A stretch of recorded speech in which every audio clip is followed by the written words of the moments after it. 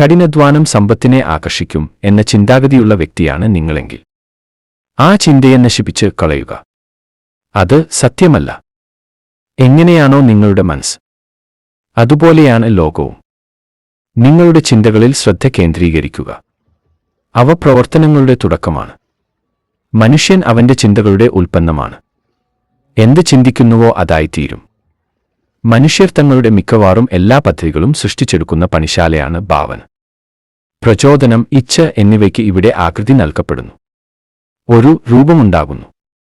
അത് മനസ്സിന്റെ ഭാവന എന്ന കഴിവിന്റെ സഹായത്തോടെ. ഒരാൾക്ക് ഭാവനയിൽ കാണാനാകുന്നതെന്തും അയാൾക്ക് സൃഷ്ടിക്കാം എന്നൊരു ചൊല്ലുണ്ട്. എല്ലാ സൗഭാഗ്യങ്ങളും തുടങ്ങുന്നത് ആശയങ്ങളിലൂടെയാണ്.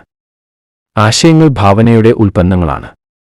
കൃത്യമായ ലക്ഷ്യത്തിനോടൊപ്പം തീർച്ചയുള്ള പദ്ധതികളുമുണ്ടെങ്കിൽ ഒരാശയത്തെ ധനമാക്കി മാറ്റാനാകും. ചിന്തക്കും പ്രവൃത്തിക്കും ഇടയിലുള്ള സമയമാണ് മടി. മടിയുടെ അളവാണ് മനുഷ്യന്റെ ഭാവി നിശ്ചയിക്കുന്നത്. ബുദ്ധിയുടെ യഥാർത്ഥ ലക്ഷണം അറിവല്ല, ഭാവനയാണ്. ലക്ഷ്യങ്ങളാണ് നമ്മെ ആവേശത്തോടെ നിലനിർത്തുന്നത്. നമ്മുടെ ചിന്തകളാണ് നമുക്ക് ചുറ്റുമുള്ള ലോകം സൃഷ്ടിക്കുന്നത്. തന്റെ ലക്ഷ്യം തീരുമാനിക്കാൻ കഴിയാത്ത ഒരാൾക്ക് വിജയിക്കാൻ കഴിയില്ല.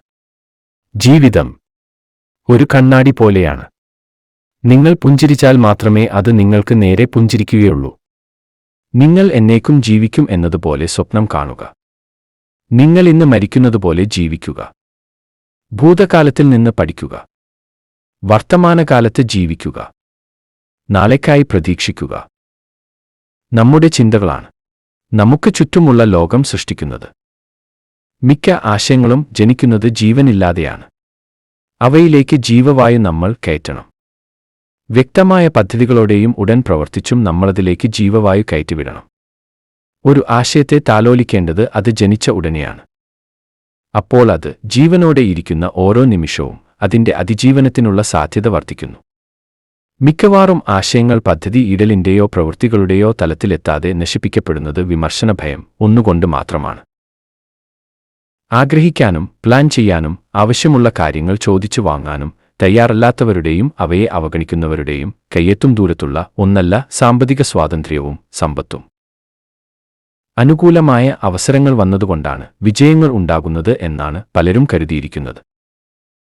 മനുഷ്യൻ സൃഷ്ടിക്കുന്നതോ നേടിയെടുക്കുന്നതോ ആയ എല്ലാം തുടങ്ങുന്നത് ആഗ്രഹത്തിൽ നിന്നാണ്. ആ ആഗ്രഹത്തെ ഒരു യാത്രയിലുടനീളം നമ്മൾ കൊണ്ടുനടക്കുന്നു. ഭാവനയുടെ ഒരു പണിശാലയിലൂടെ അത് കടന്നു പോകുന്നു. അവിടെ വെച്ച് അതിനെ ക്രമപ്പെടുത്തുകയും ചെയ്യുന്നു.